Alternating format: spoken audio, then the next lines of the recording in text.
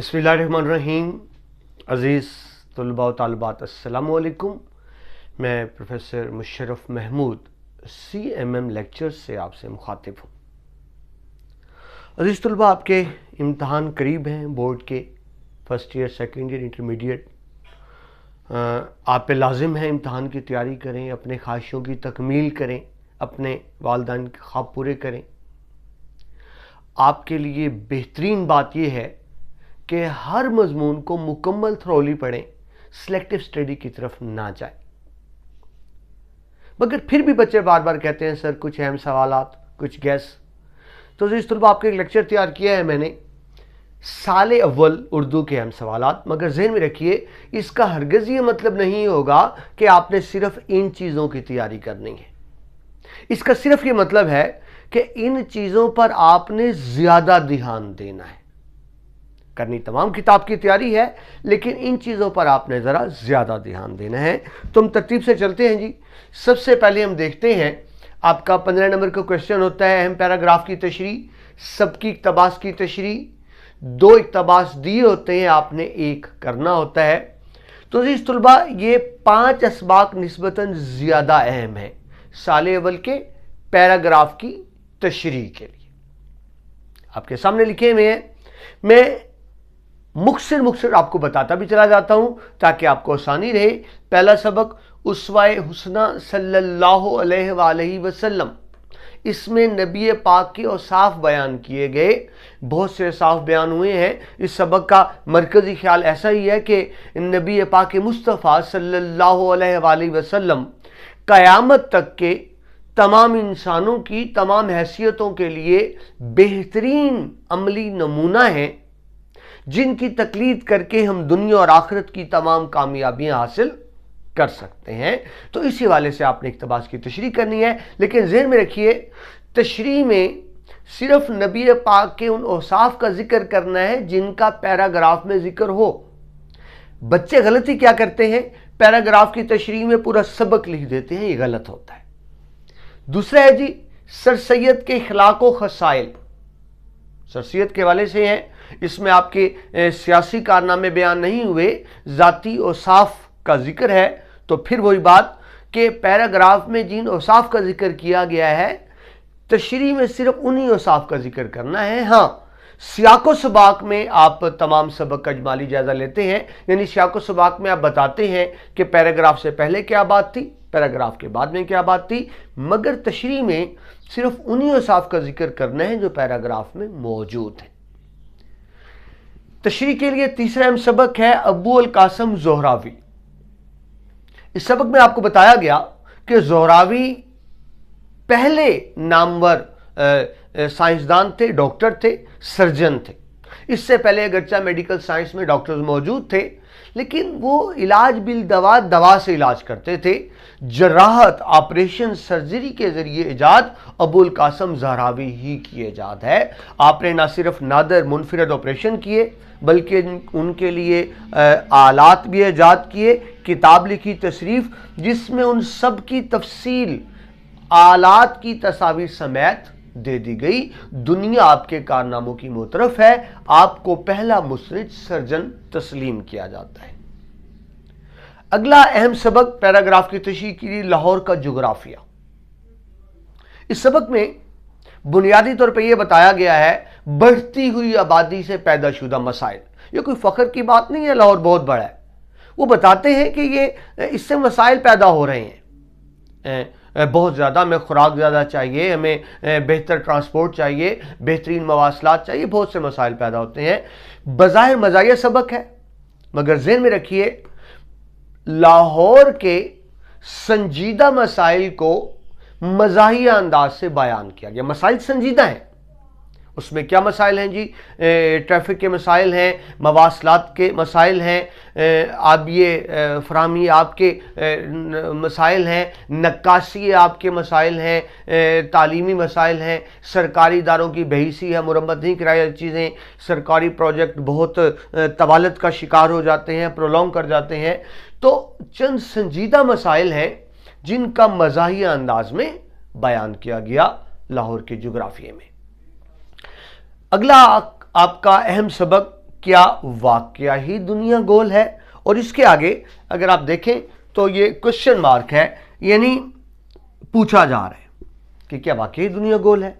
तो बात को समझें, ये एक मुख्तसर सा सबक है, लेकिन इक्तबास की तशरीह के वाले से अहम है कि दरअसल वो तस्लीम कर रहे हैं कि इंसान का इल्म कम है, हम नहीं जानते कि दुनिया गोल है या दुनिया गोल नहीं है। कभी कहते हैं दुनिया गोल है, कभी कहते हैं दुनिया गोल नहीं है।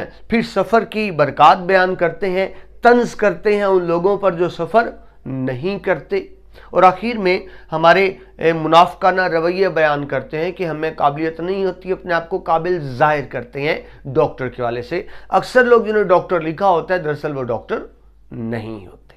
तो अज़ीज़ तुलबा, ये 5 असबाक उसवा हुसना सल्लल्लाहु अलैहि वसल्लम, सर सैयद के इखलाक व खसाइल, अबुल कासम ज़हरावी, लाहौर का जोग्राफिया, क्या वाकई ही दुनिया गोल है, ये सबकी इक्तबास के हवाले से अहम असबाक है। इसके बाद आगे बढ़ते हैं हम।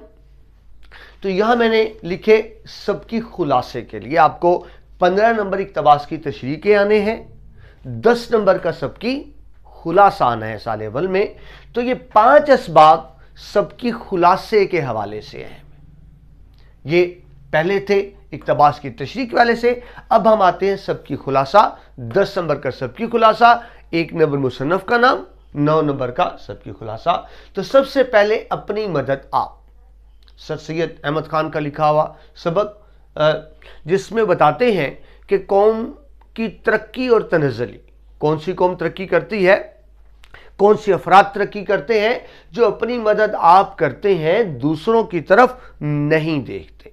वो अफराद, वो नस्लें, वो कौमें तरक्की कर जाती हैं। लेकिन जो तरक्की के लिए दूसरों की तरफ देखते हैं कि गवर्नमेंट फयाज होती, कोई मेरी मदद करता, कोई मुझे रास्ता दिखाता, कोई खिज़र मिलता, कोई मुझे खुद ही मेरे हकूक दे देता, मुझे कोशिश न करनी पड़ती, तो ऐसा नहीं होता।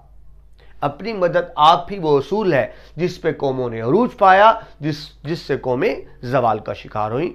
तो एक बड़ा ही एक समझाने के अंदाज में खूबसूरत सबक जो खुलासे के लिए इंतहाई अहम है। इसमें आपने जोर इसी बात पर देना है कि अफराद, नस्लों और कौम की तरक्की में बुनियादी किरदार होता है अपनी सलाहियतों पर भरोसा करना, और जो दूसरों की तरफ देखते हैं, जिन्हें अपने आप पर एतमाद नहीं होता, वो तरक्की भी नहीं कर सकते और दूसरे अफराद, नस्लों और कौमों की नज़र में वो इज्जत भी नहीं पाते। तो ये एक अहम सबक सबकी खुलासे के हवाले से। दूसरा, सर सैयद के इखलाक व खसाइल, मैंने आपको बताया ये तशरीह के लिए भी अहम है और सर सैयद के इखलाक व खसाइल खुलासे के लिए भी अहम है। इसमें सर सैयद की ज़ाती औसाफ का जिक्र किया गया है। हम इसको क्यों पढ़ें? इसलिए भी पढ़ें कि हमें सर सैयद अहमद खान रहमतुल्लाह अलैह के कारनामों के बारे में आगाही हो, और इसलिए भी पढ़ें हम जानें कि अजीम लोगों में ऐसी क्या सिफात होती हैं कि वो अजमत की बुलंदियों पर पहुंच जाते हैं, ताकि हम भी इस पर अमल कर सकें। यानी दरअसल हम सर सैयद को नहीं पढ़ रहे, हम कामयाबी के असूल पढ़ रहे हैं कि उस पर अमल किया जाए। अजीज तुलबा, सर सैयद के इखलाक व खसाइल खुलासे के हवाले से अहम तरीन भी है, और आपको मजे की बात बताऊं, आसान तरीन भी है। देखिए, सबके खुलासे में आपको क्या करना होता है, आपको एक पैराग्राफ पढ़ना होता है, उसमें से अहम निकात निकालने होते हैं और उनको अपने अल्फाज में लिखना होता है, तो वो सबकी खुलासा बन जाता है। मगर इस सबक में आसानी ये है, हर पैराग्राफ के पहले 2-2, 3-3 लफ्ज अगर आप देख लेते हैं तो बने बनाए पॉइंट्स हैं। बाकी इस बात में आपको पूरा पैराग्राफ पढ़ के पॉइंट्स निकालने होते हैं। इसमें हर पैराग्राफ की इब्तदाई, आप अगर आप किताब आपके सामने हो तो आप देखिए, इब्तदाई 2-3 लफ्ज देखते हैं तो आपको समझ आ जाती है पैराग्राफ किस बारे में है, यानी इसमें बने बनाए पॉइंट्स हैं। अगला सबक देखिए जी, ओवरकोट। सबके खुलासे के लिए अफसाना है अहम। ओवरकोट क्या है जी? ओवरकोट एक अलामती अफसाना है। ओवरकोट हमारी सफ़ेद पोशी का भरम है। जब आप ओवरकोट पहनते हैं आपका लिबास छुप जाता है। हमारे यहाँ मादियत परस्त मुआशरा है, इज्जत उसकी है जिसके पास पैसा है, दौलत है। एक गरीब नौजवान की कहानी है। वो गरीब है, لیکن وہ نہیں چاہتا کہ دوسرے اس کو غریب سمجھ کے بے عزتی کریں. وہ ایک اوور کوٹ کہیں سے لے کے پہن لیتا ہے, خرید لیتا ہے یا تحفہ ملتا ہے. اس اوور کوٹ کے اندر اس کی غربت چھپی ہوئی ہے اور اس نے بڑی کامیابی سے اپنے غربت کو چھپایا ہوا ہے. ایسا کیوں کرنا پڑا کہ ہمارے ہاں غریب کی عزت نہیں ہے؟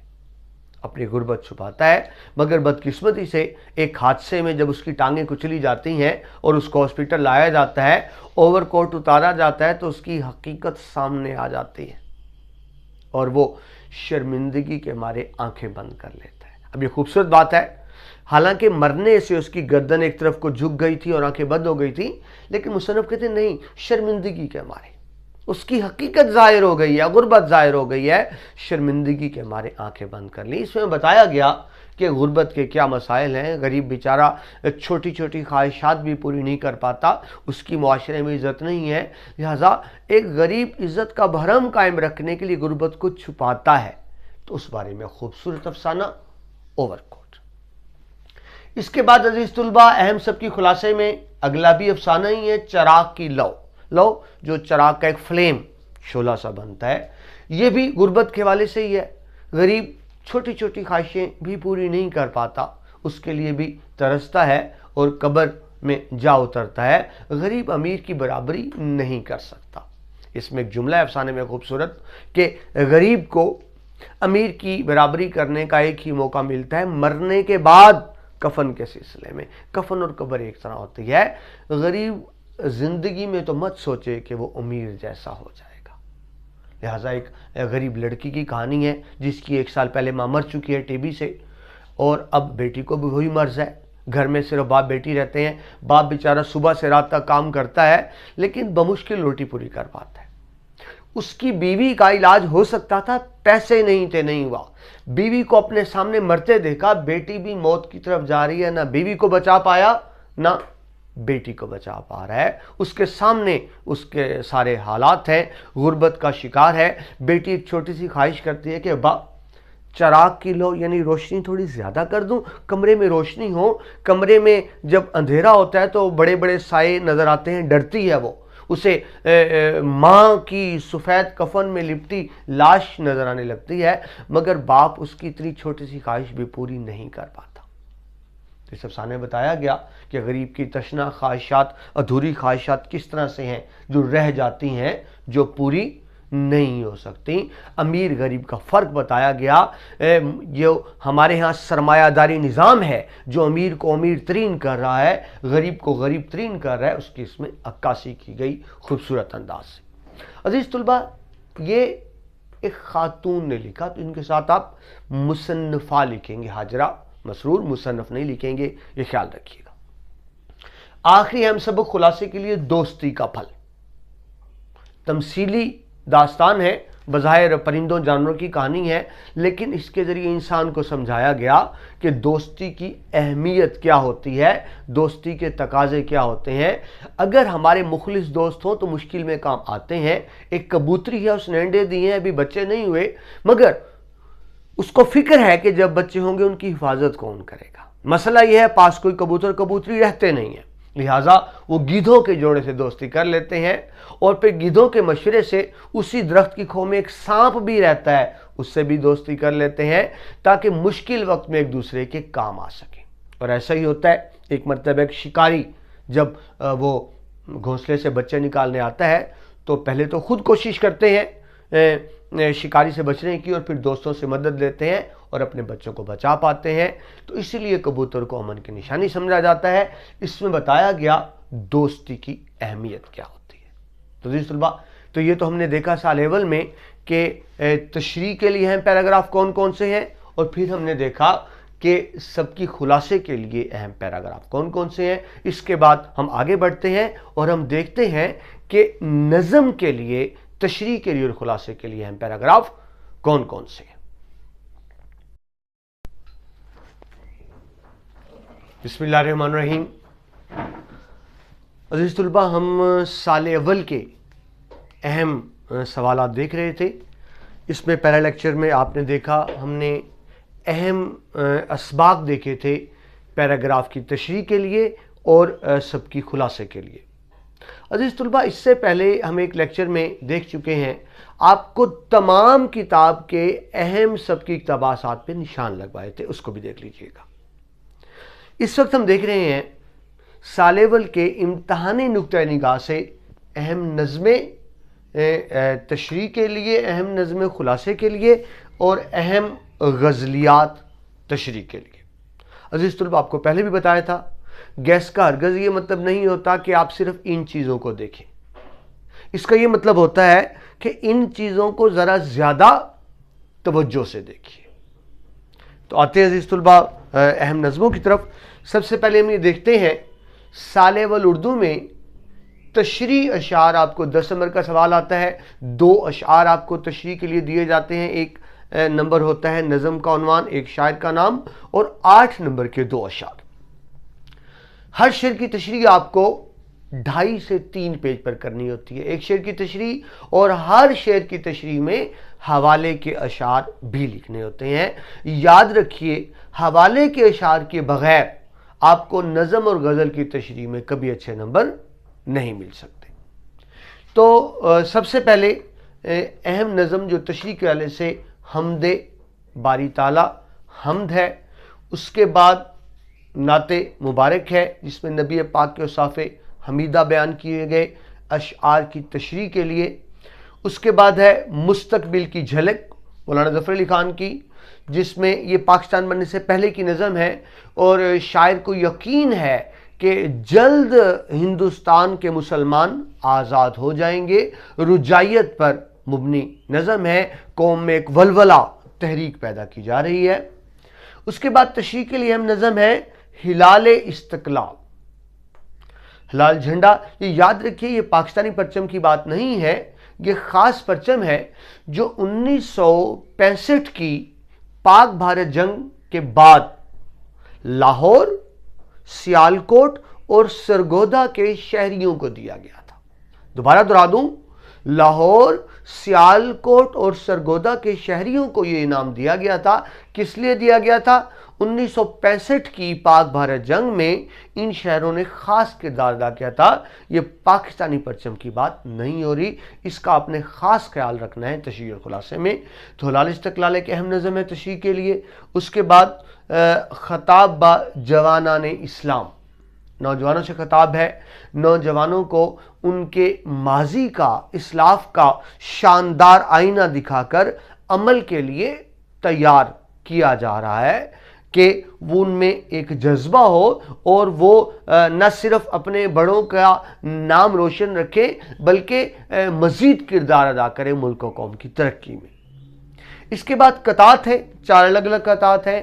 عام طور پہ ظاہر ہے اب قطعات کا خلاصہ تو نہیں آتا، لیکن تشریح کے لیے ہم قطعات ہیں، کوئی ایک قطع آپ کو آ سکتا ہے تشریح کے لیے۔ تو عزیز طلبہ، یہ نظمیں تو وہ تھیں جو تشریح کے حوالے سے اہم تھیں۔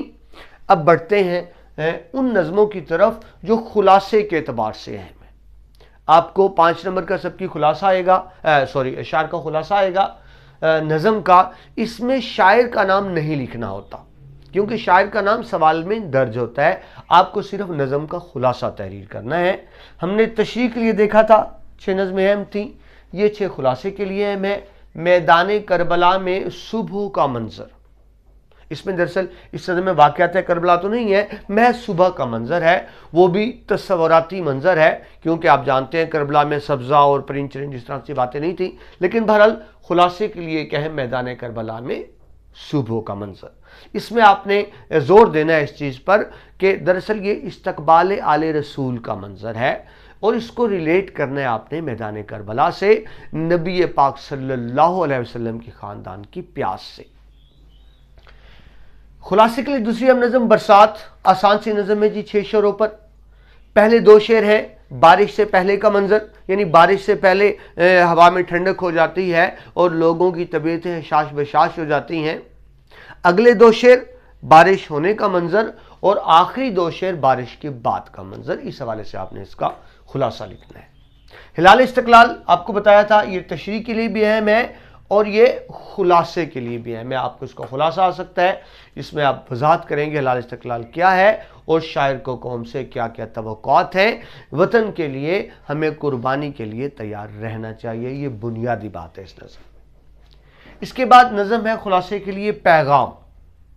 बज़ाहिर इसमें लफ्ज़ दहकान आया है, दिकान किसान, लेकिन दरअसल उम्मत मुस्लिमा से खिताब है. किसान के ज़रिए उम्मत मुस्लिमा से खिताब किया जा रहा है कि ये कायनात मुसलमान के लिए बनाई गई थी. मुसलमानों ने खुद भी कामयाब होना है और गैर मुस्लिमों को भी नाकामी से बचाना है. मुसलमान ने रहबरी का फ़र्ज़ अंजाम देना है. हमने रहबरी करनी है, सीधा रास्ता दिखाना है गैर मुस्लिम हजरात को. खुद भी जन्नत में जाना है और गैर मुस्लिमों को भी जहन्नुम की आग से बचाना है. मुसलमान का बुनियादी किरदार रहबरी और रहनुमाई करने का है. ये बात इसमें बताई गई. इसके बाद खुलासे के लिए हम नज़म है ऑब्स्ट्रैक्ट आर्ट. ऑब्स्ट्रैक्ट आर्ट जिसे उर्दू में फ़न तजरीद भी कहते हैं. इसमें मुकम्मल तस्वीर नहीं बनाई जाती, आड़ी तिरछी सी चंद लकीरें लगा दी जाती हैं और उसके ज़रिए अखबारी कार्टून, आप इसकी मिसाल ले लें. इसमें बड़े मज़ाही अंदाज से बताया गया कि ऑब्स्ट्रैक्ट आर्ट यकीनन बहुत बड़ा फ़न है, लेकिन हमारे मुल्क में नाअहली छुपाने का ज़रिया है. जिसको कुछ करना नहीं आता वो कहता है आपको नहीं पता, मैंने तो ऑब्स्ट्रैक्ट आर्ट बनाया है. हम ऑब्स्ट्रैक्ट आर्ट के ज़रिए अपनी नाअहली को छुपाते हैं, हालांकि बहुत बड़ा फ़न है. शायर बयान करते हैं, मैं एक ऐसी नुमाइश में गया और तारीफ़ की, तो वहाँ पे जाना और उस नुमाइश की तारीफ़ करना दोनों ही मेरी गलतियाँ थीं जिसकी आज तक सज़ा पा रहा. आखिरी नज़म देखिए जी, लोकल बस. इसमें बताया गया मकामी बसों की हालत ज़ार बुरी हालत होती है, हादसात का ख़तरा रहता है, ज़रूरत से ज़्यादा मुसाफिर ठोंस दिए जाते हैं, हब्स होता है, गर्मी होती है, बस बार बार रुकती है, बस के अमला और मुसाफिरों में बार बार तकरार होता है बस चलाने पे. तो उस मकामी बसों की बुरी हालत पर मज़ाही अंदाज में लोकल बस. तो अज़ीज़ तलबा, ये तो थी खुलासे के लिए हम नज़में. गज़लियात की तरफ आएँ तो ये शायर निस्बतन ज़्यादा अहम है. मिर्ज़ा खानदाग, मोमिन खान मोमिन और फैज़ अहमद फैज़ साहब, ये तीन शायर निस्बतन ज़्यादा अहम है. तो अज़ीज़ तलबा, हमने सबसे पहले देखे पूरी किताब के निशान लगवाए थे आपको अहम पैराग्राफ तशरीह के लिए. उसके बाद दूसरे लेक्चर में हमने देखा था कि कौन से असबाक खुलासे और तशरीह के लिए अहम है, और इस लेक्चर में हमने देखा कि नज़में कौन सी अहम है तशरीह के हवाले से, खुलासे के हवाले से, और कौन सी गज़लियात अहम है तशरीह के हवाले से. उम्मीद है आप इन चीज़ों पे अगर आप ज़्यादा तवज्जो देंगे तो बेटा 20-22 साल के तजर्बे से मैंने पिछले पेपर सामने रखकर ये कुछ गैस बनाए हैं. उम्मीद है ये आपके लिए मुफीद साबित होंगे. प्रोफेसर मुशर्रफ महमूद को इजाज़त दीजिए. अल्लाह.